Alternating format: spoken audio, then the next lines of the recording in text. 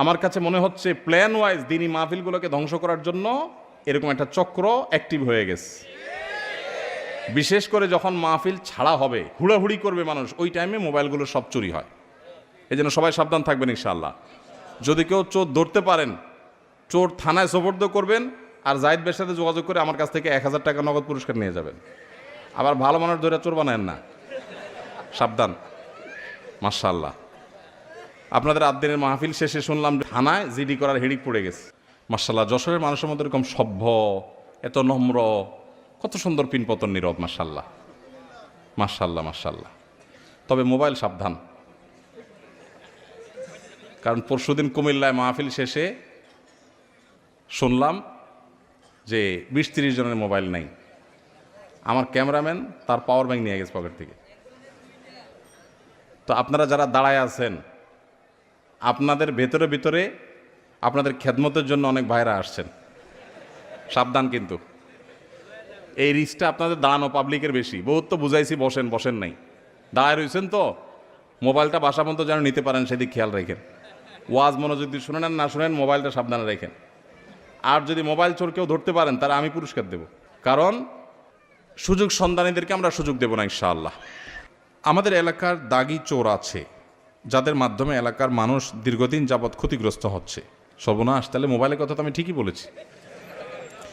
রাজনৈতিক ছত্রছায়া ও আইনের কঠোর প্রয়োগ না থাকায় তারা এই কাজ থেকে বিরত হচ্ছে না। সাধারণ মানুষ এক্ষেত্রে কিভাবে সমাধান করতে পারে? এই প্রশ্ন তো জায়গা মতো আসে নাই ভাই।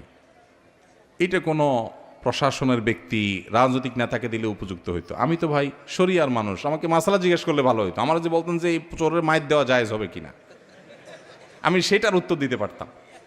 এখন কিভাবে আইন শৃঙ্খলার উন্নতি ঘটাবেন, এটা তো আমার সাবজেক্ট না ভাই। আমি এটা নিয়ে প্রশ্ন করি না, মানে এক্সপার্টিসও নাই, তো আমি কিভাবে বলবো? তবুও শুধু প্রশ্ন করেছেন যেহেতু, সেহেতু বলা যে আসলে এই যে একটা কথা প্রশ্নের মধ্যে উত্তর আছে। রাজনৈতিক ছত্র ছায়ায় এদেরকে অনেক সময় প্রশ্রয় দেওয়া হয়, আপনি নিজেই লিখেছেন।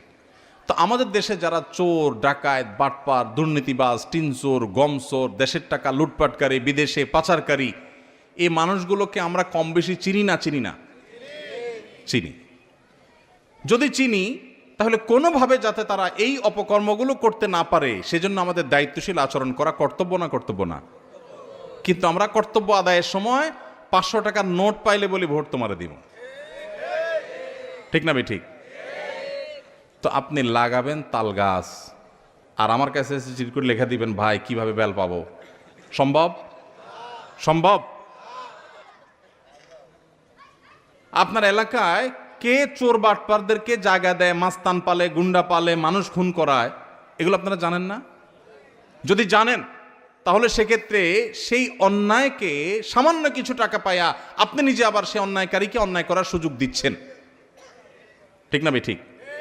এই অনাচার বন্ধ করার জন্য আমাদের সবার শক্ত হাত করা যথেষ্ট। আমরা যদি শক্ত হই, আমরা যদি সবাই দায়িত্বশীল হই, আমরা যদি সবাই নিজে নীতিবান হই, তাহলে সমাজে চুরি, ডাকাতি, দুর্নীতি সব বন্ধ করা সম্ভব ইনশাআল্লাহ। এই দেশটা এটা শেষ হয়ে গেছে নানাভাবে। আমরা নিজেরা অবশ্য প্রশ্ন দেওয়ার ক্ষেত্রে বা অন্যের কাছ থেকে আশা করার ক্ষেত্রে, এক্সপেক্ট করার ক্ষেত্রে আমরা 3 মাইল লম্বা এক্সপেকটেশন করি, নিজের বেলায় নাই। আমি কিছু উদাহরণ দিলে বুঝবেন। ধরেন আপনি রিকশায় যাচ্ছেন, একটা বাস পাশ দিয়ে যাচ্ছে, পানি আছে একটা গর্তে, যাওয়ার সময় ছাত করে একদম ফুল স্পিডে পানির উপর দিয়ে চাকাটা নিয়ে গেল, আপনার জামা টামা সব ময়লা পানিতে ভরে গেল। আপনি তখন কি করেন? বলেন যে আল্লাহর বান্দা ভুলে করে ফেলছে, থাক, এটা বলেন? আপনার সারা জীবনে ছোটবেলা থেকে যত গালি শিখছেন, সবচেয়ে বড় গালিটা বরাদ্দ করেন লোকটার জন্য। ভাইরা আমার, হেই বেয়াদব, আর কি ভদ্র গালি হলো যদি বলেন, অন্তত বেয়াদব তো বলবেনই। এরপরে বলবেন যে কিচ্ছু শিখে নাই, কত বড় অমানুষ, দেখো কিভাবে গাড়িটা চালিয়ে নিয়ে গেল, আশপাশে কিচ্ছু দেখলো না। আপনি তারে 14 গোষ্ঠী উদ্ধার করে ফেললেন, সে খারাপ খারাপ জিকির শুরু করে দিলেন। এবার আসেন, আপনি যখন ওই বাসের যাত্রী হন, আপনার যশোর থেকে মাগুরা যাওয়া লাগবে, অল্প সময়ের মধ্যে যাইতে হবে, সময় কম, বাসওয়ালা এমন টানা টানছে যাওয়ার কথা 1 ঘন্টা 50 মিনিটে পৌঁছে দিস। আপনি বাস থেকে নামার সময় ড্রাইভার সাহেবকে সাহস দিয়ে বলতেছেন, ভাই মাশাআল্লাহ মাশাআল্লাহ, আপনি একের ড্রাইভার ভাই। তাহলে বোঝা গেল আপনি নিজে যখন ফাঁসেন তখন ড্রাইভারের 14 গোষ্ঠী উদ্ধার করেন, আবার আপনি যখন বাসে উঠেন তখন ড্রাইভার যত জোরে চালায় বলেন যে বাবা মাশাআল্লাহ, এই লোকের 14 গোষ্ঠী বোধহয় কখনো বিমান চালাইছে। এটা কি ভণ্ডামি না? ভণ্ডামি না? এটা কি দ্বিচারিতা না? দ্বিচারিতা না? আপনি যদি রাস্তায় উল্টাপাল্টা গাড়ি চালানোকে খারাপ মনে করেন তো আপনার নিজের বেলা আসলেও সেটা মনে করতে হবে। আমরা বেশিরভাগ মানুষ